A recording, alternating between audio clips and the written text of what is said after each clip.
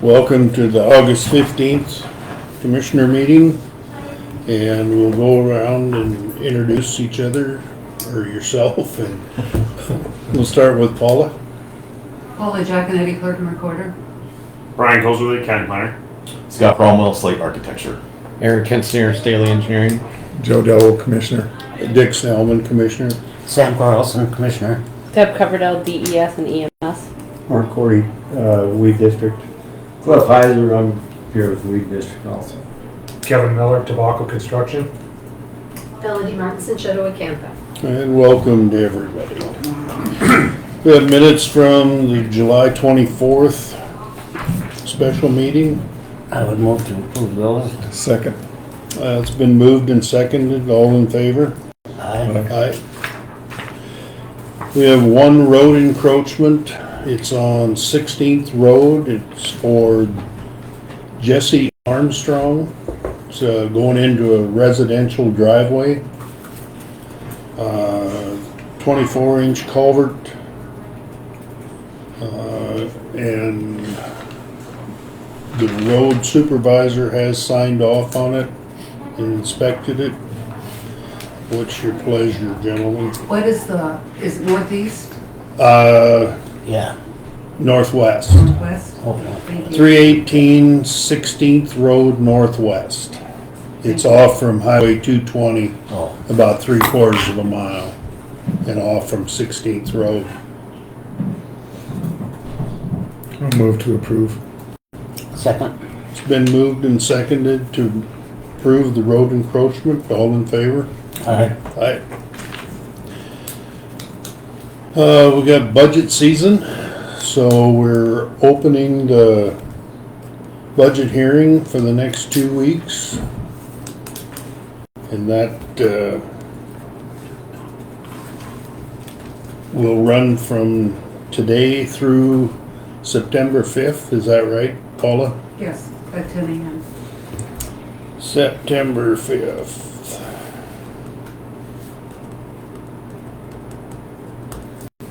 So I believe that's all we have to do is just open it, right? Mm-hmm. Yep.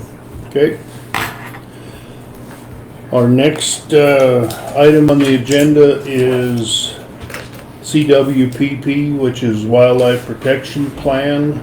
We went out for bids for proposals, and we've received 3, and I will pass this down to Brian, as he's the head of that. And Okay, so with 3 bids, which is Jensen Hughes, True Wind, and DJ&A. After reviewing all 3 of the proposals, my recommendations go with Jensen Hughes. They are within the grant budget.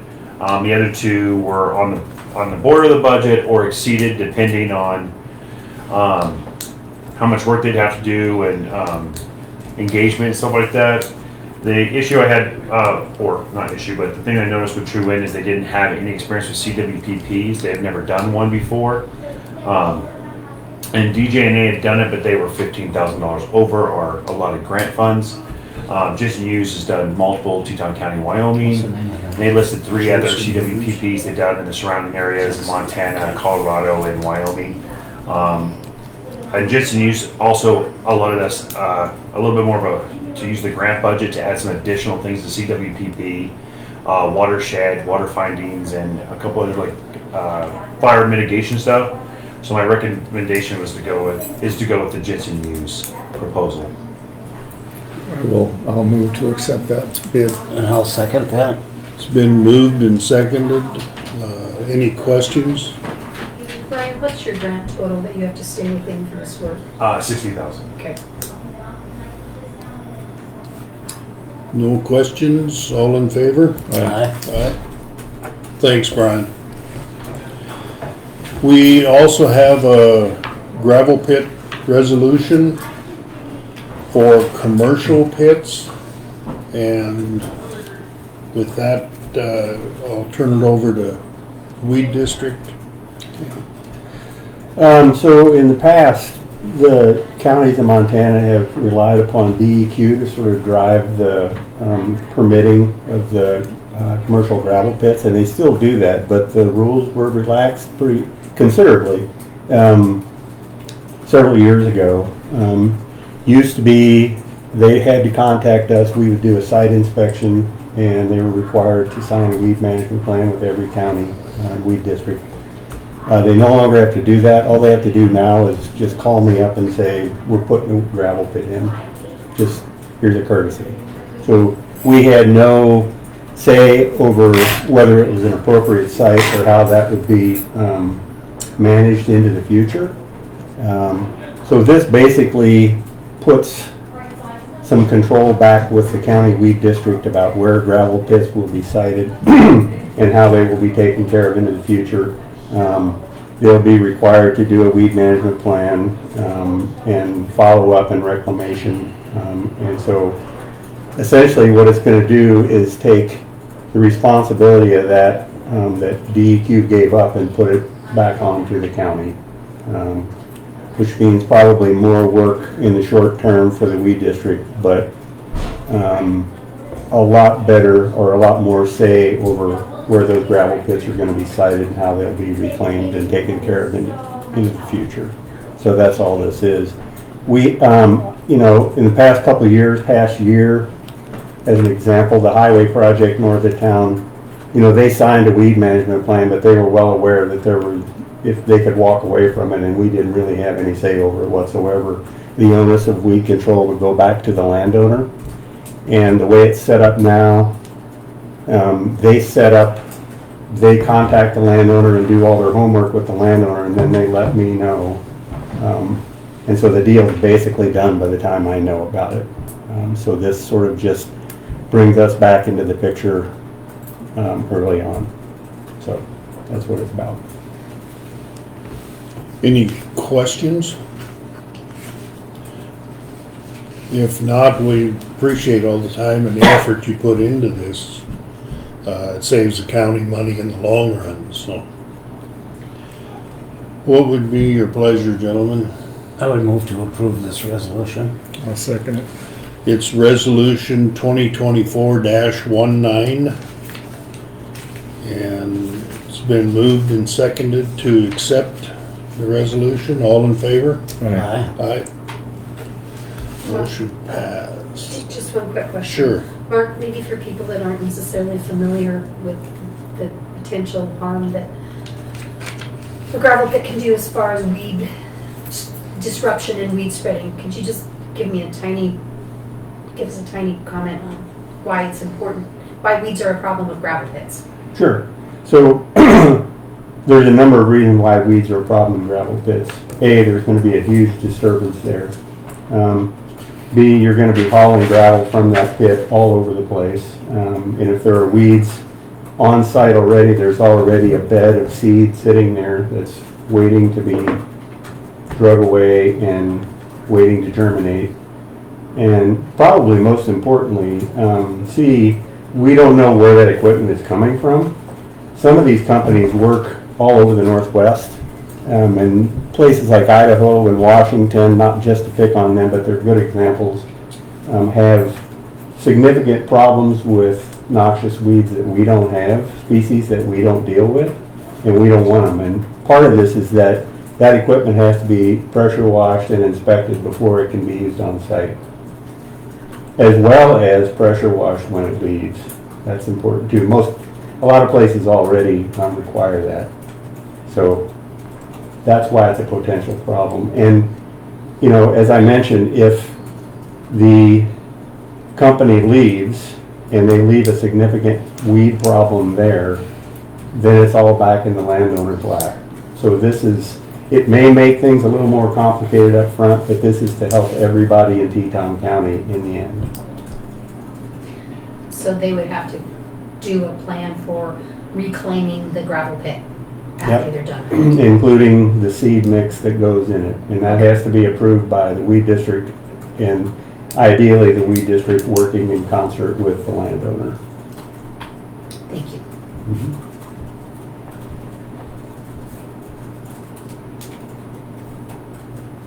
Okay, thanks. The next item on the agenda is a resolution to lift an ag covenant. And Brian, I will call on you to see if all the things have been fulfilled. They haven't. It's currently in an ag covenant. So to get that lifted, they would have to apply to DEQ and have the water septic restriction lifted by DEQ first before we can bring it to the board. So that wasn't finished. And then the other option is they'd like to sell the land. They can sell the land with the ag covenant, and that would just push the, kick the can down the road, basically. So we have been in contact with them. They have the information on who to contact to help them to get that lifted, and we'll see this further down the road. So right now, I'd say recommendation would be to deny it. Okay. I would move to deny it. I'll second. It's been moved and seconded to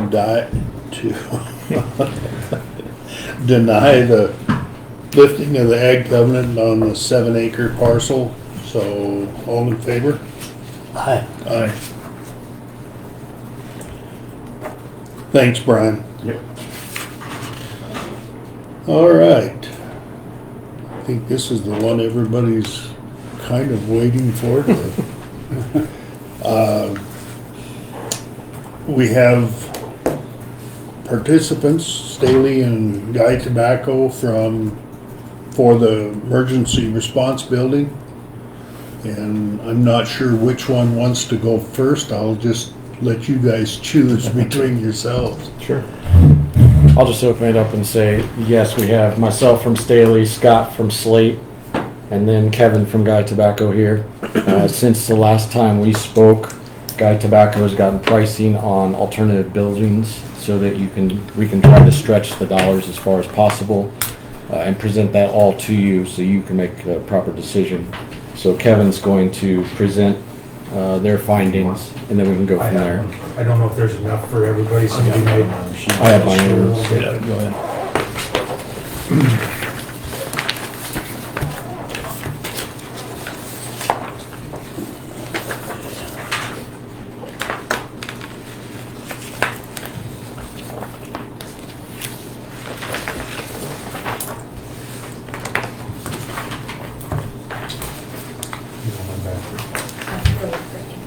There's an extra. Thank you so much. So, that guy Tobacco, Bill Stott, is actually our project manager. He was out today taking one of his kids to college.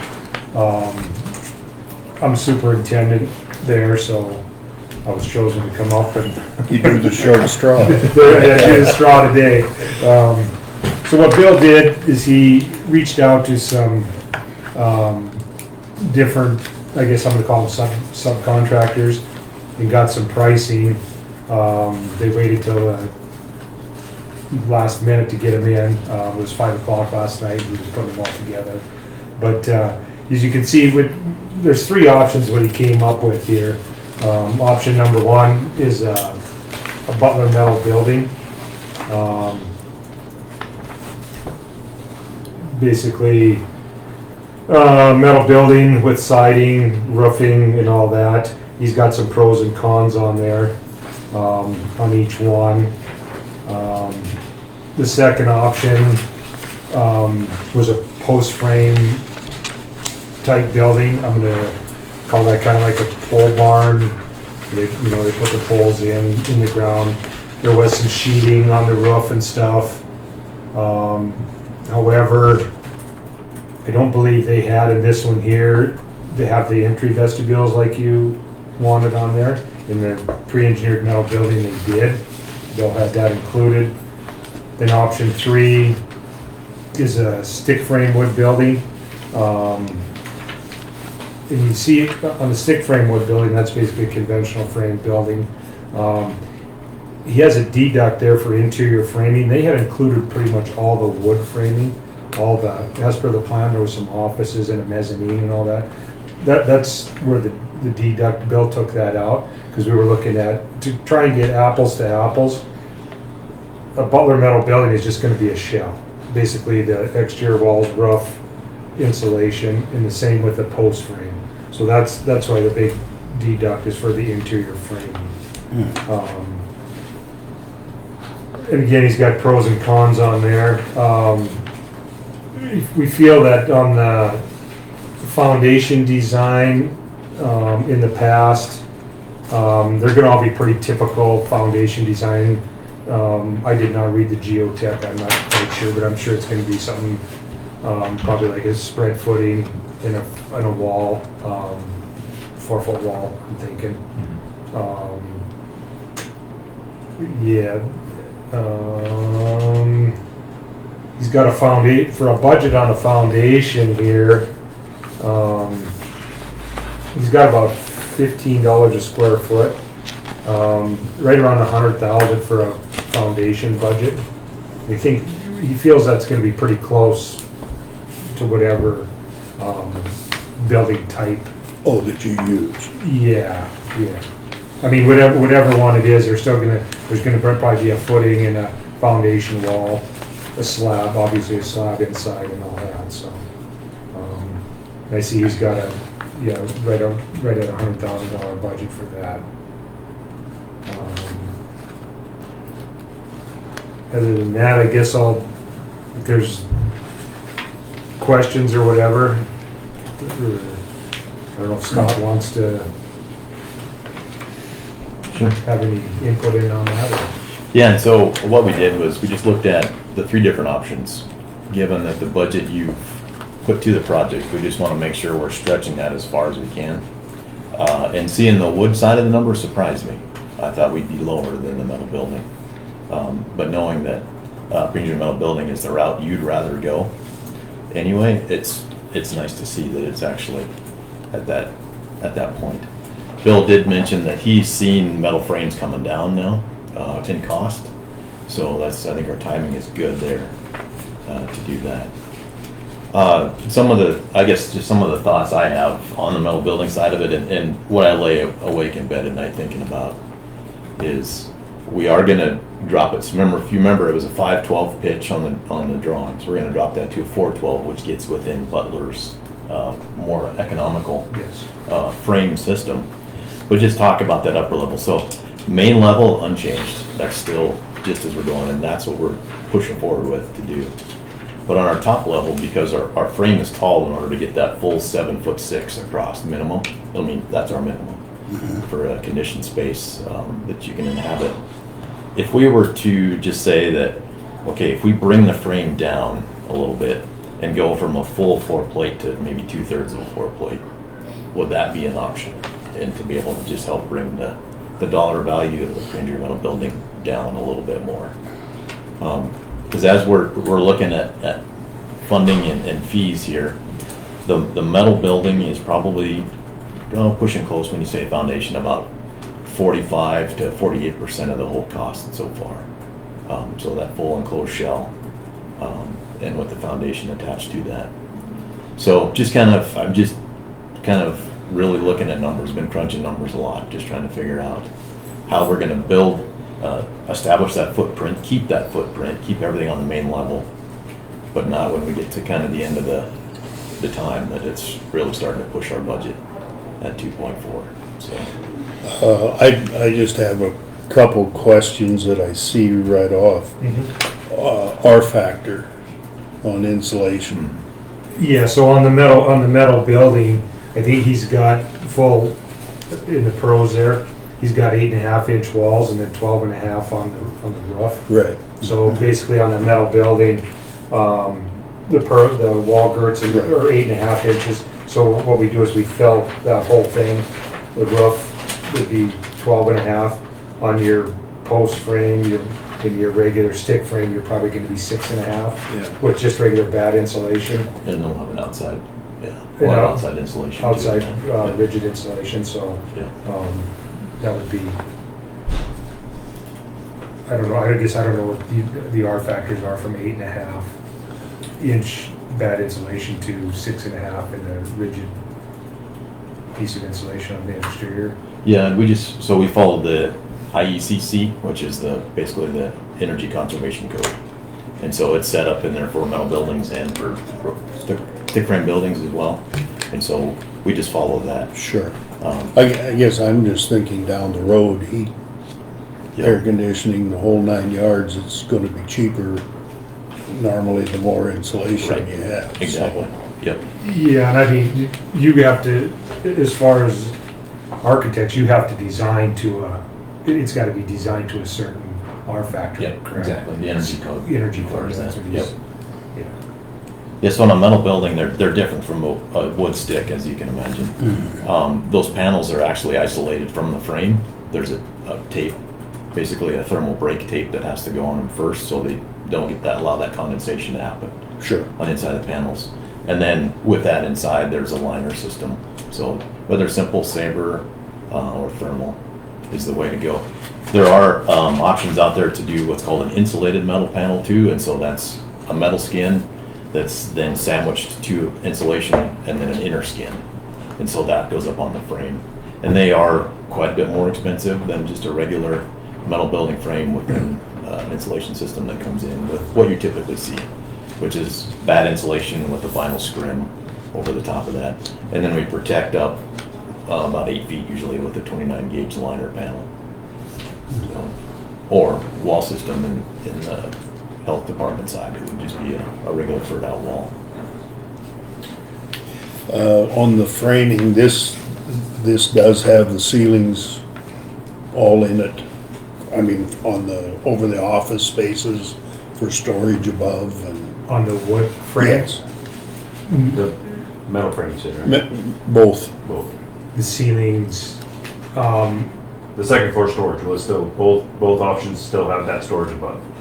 no. They will, but that's not a part of what this is. We're just trying to do just the envelope. Okay. Just Yeah, that's where the deduct on the third option, that, whatever that deduct is on Right. the the 83,000. 83,000, they took I guess I'm gonna call it the mezzanine and the storage area out. So these options here are just basically a big wide open shell with exterior doors and windows as per the plan. Oh, Yep. okay. Yeah. So we just made that to make the bids equal, basically? Yes, we Right, took, yeah, okay. exactly, trying to get everybody on the Same same page. page. Okay. So with the metal structure, because you're gonna build your inner by wood and everything else, Correct. you can, is it easier to modify that, let's just say down the road, we want more offices, is that easier to adjust than a wood frame? So the inner workings are the same, so if EMS and DS decide that they need 3 more offices and we want to take, say, the control room and make it into 3 offices, is it just as easy with wood or metal, or is it easier with the metal one? What Bill had checked with Butler, I mean, you can jump in there too. Butler told Bill, or suggested to Bill, we're not gonna give you a price to do a mezzanine on it, or that second story. He said, you're gonna be money ahead to just wood frame it. Right.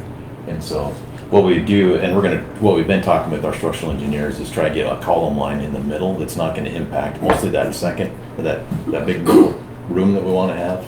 We'll have a bearing wall in that corridor, and so we're trying to figure out how we can stretch that and make that a clear span space, and it'll all be done in wood. Okay. And then into the health department side, we're trying to get that so we have minimal impact. So if you do make wall adjustments down the road in the future, it's gonna be less impactful to try and support that. And so we've got a column line that we're trying to get in there and just one column line. For the column line for the mezzanine, correct? Correct. So Yeah. basically, Yeah. your interior, you can correct me if I'm wrong, but all your interior stuff would be separate from the metal building. The metal building would be basically a Right. big freestanding shell, and then everything else would be on its own. Right. And then on the cons, the potential for more building movement and associated sounds, would the sandwiched insulation with the metal on metal both sides reduce that, or would it be roughly the same? It'd be about the same. Okay. Yeah. And I meant to ask Bill on that question when he sent this late last night, that I'm not sure what he means by that. So what he means by that is, when you build a wood structure, you sheet it, you nail it, and it's sheared, it's very rigid. On a metal building, metal is it's gonna move. We've built them in the past, and they heat up, they move, and it's not inches, it's not feet, it's, you might be in there, if it's all insulated in interior walls, you'll probably never know it, but we've done things in the past, like airplane hangers, we did a big airplane hangar, and when the wind blew really hard, you'd hear a little creak, you know, because they move a little. I mean, they just do. They move. I mean, they It's in a creepy building. will you ever notice it? I don't believe you'll ever Probably notice not. it. I'm using it. My house creaks. We're already in an office that does it like that. Exactly. As far as foundation, you know, like the slab and all that, it's not gonna move. Wind doesn't blow here, so I don't feel it.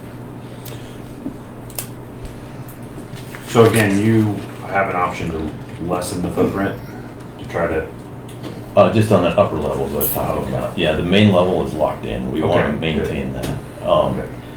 What my thought was is that if this number, and it's starting to stretch my comfort zone for just the shell of a building.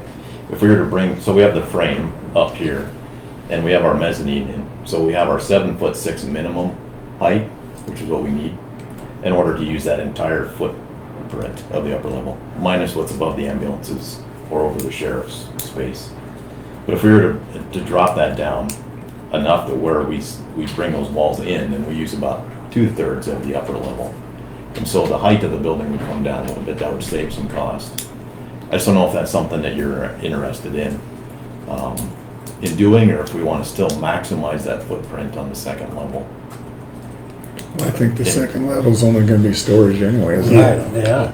It is, and I think honestly, there was a lot of storage up Yeah, there, and I know yeah. that is I always think our, we we can always get by need more with storage, less. but I truly think that we're still gonna have plenty of You'll storage have up there. Yeah. I think Yeah. there's I gonna think be we can plenty of get by with storage. less storage. Yeah. Yeah, I don't think that would be an Okay. issue. Really? And we've got those big end walls that we could put windows in to get light all the way in through Oh, there. So we could do sure. that. We'd have that ability as well. Okay. And the upstairs, or, Yep, in the upstairs, yeah. So Yeah. we've still got the same windows, whether they're down for health department or higher up around ambulance, we've still got those same windows. Oh, okay. Yeah, All right. so, Yeah, I'm comfortable doing that. Oh, yeah, Yes. I am too. That's, It's gonna cost a little room, but it's just gonna be a little less storage. It's still gonna be huge. oh, yeah. There's plenty of room.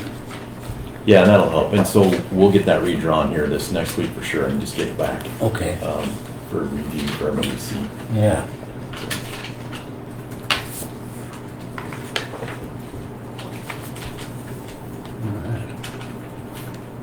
So do we need to decide between these options today so you guys can get going on it? Is that the, It's kind of our goal, because what we'd like to do then is to solicit engineer metal building manufacturers, so go out for bids. Yep.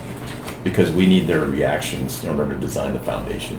And we'd like to get that all done by the end of October, so that we can get that moving, get the metal building on order, and then try to figure out a timeline then. Mhm. So as far as the schedule and being complete by the end of next year, we all feel comfortable that's easily doable. And so, but getting in the queue early for the metal building is gonna be substantial. It'll be a leg up on us. So, and that metal building could, as Bill wrote, I mean, that could be sitting here right after the first of the year. So, just and ready to go. well, that's the cheapest option. I don't think we need to worry about losing a little space upstairs. I don't think so at all. that- No, I That think would be that's, my thought. We go with the page one yeah, Butler building. I agree with that. I think that sounds good. Yep. I was super surprised. I thought our post frame would be less expensive, easy to do. And that system Yeah. is, basically still sits on a foundation. So we're not taking the posts into a hole. If So we it's not a did, pole barn. right, yes, exactly. Thank you. Yeah, Yeah, I told Deb about a week ago, I think we're gonna end up with a pole barn. And there are some Oh, I like the great idea. ones out there. There's a company called Permacolumn, that are concrete cast columns that go down, and then the whole frame sits on top of that out of the ground. And so at minimum, we would have done that. But they also make that same setup where you do a frost wall with those embeds, and then it's still the posts every 8 feet. So it wouldn't have been a pole barn. No, okay. Yeah, I probably just, I Yeah. apologize. I Was my that mind, the the building's posts the were gonna one be that had every the 8 feet, but four-wheeler not. promotional too? Yeah, You're talking to a rancher, so I was getting a little I called nervous. dibs on that if I it don't is. know if it was Does or Butler not. Building still have the promotional with the four-wheeler you get with the building? Because I'm calling dibs on that. Wait a minute. They had a sign in their office for a little while with the promotion, so. Yeah. that's We have good to hire call. somebody to sit on it. Yep. I'll volunteer. Okay. Yeah. So what I guess I would like to propose, I don't mean to jump in on you, Aaron, No, but you're fine. is it, we'll get that redrawn, get it back to you just as a review, just to see, we'll show what those elevations look like. And then I'd like to talk about getting, Tobacco Construction, the ability to start going out for bids for that and get that, because we really do need those reaction designs to finish the foundation. So, that's the beauty of this process, is that we don't have to wait until after it's all bid in order to finally get those foundation designs. Right. And we can move it quicker that way. Okay. So I guess I do have a question when we're talking about the foundation and the floor. And so when does that process start? Because we're getting awful close to freezing up. Yeah. And we don't know if we'll have, based on the foundation side, and we've talked about that as a team, that even if we have everything here and it's April that it starts, we're still got plenty of time to get that finished, so before that funding. Yeah, For the that's end of our 26. timeline's pretty strict because Yep. it's gotta be next year. Yeah, right. So you guys are comfortable with that? Yeah, I'm talking through that and talking with Bill and Kevin, and yeah, we're good. And so just getting that metal building here and on site, Yeah. that is huge, and so that'll be really helpful. Okay. And I guess I'm still thinking back to elevation and packing Yep. the sub gravel before we pour concrete. Yep. We were going to do that this fall or just wait? It might just be good to wait. I don't know. I mean, I would leave it to whatever you guys think. Mother Nature would probably determine that, honestly. I mean, sometimes we don't get snow till December. If we got reactions and, if we have a foundation design, I mean, we go as long as we can. I mean, if we get the foundation in and, say we got the foundation walls in and we got some bad weather and we had to wait for the slab till spring, Right. I mean, Sure. just go as hard as we can till Mother Nature tells us no. So what about the electricity and varying the lines that we've talked about? And when does that start taking place? I mean, has they been in contact with Northwest Energy or? So the mechanical engineer is putting that together with Northwest Energy. They don't have an ETA at this time, so I don't have a date yet as to when that will occur.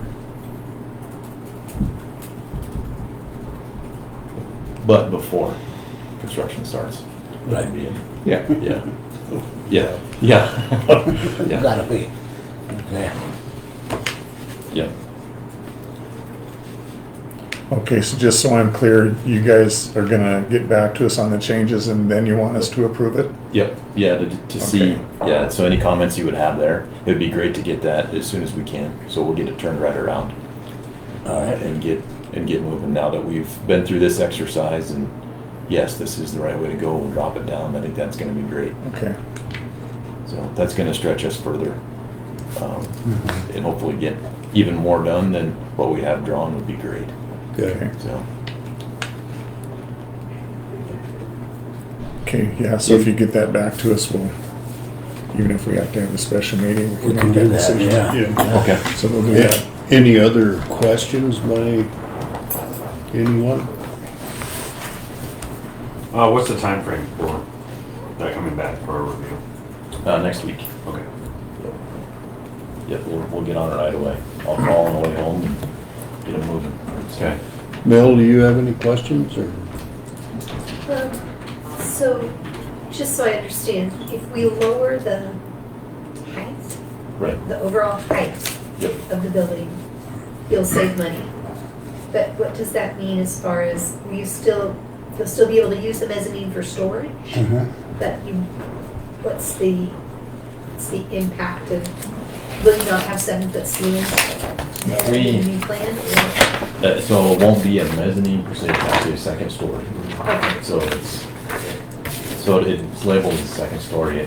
So right now, as we have the height up here, I'll just I'll just say this for the camera, I guess. Okay. And we have, if this is the frame going up, and we have a 7'6" floor height at our lowest point, Okay. which is what code requires. What we've done, and that's in order to use that entire footprint of the building on the second floor. If we bring the haunches down and just say, okay, we're gonna walk those walls in, so now we may be at 2/3 of that 7'6" height Gotcha. upstairs. Yeah. And the idea is that we're using less steel all the way around, so that should bring that price down.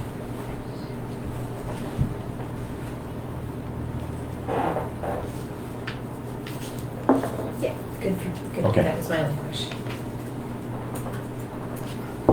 So we will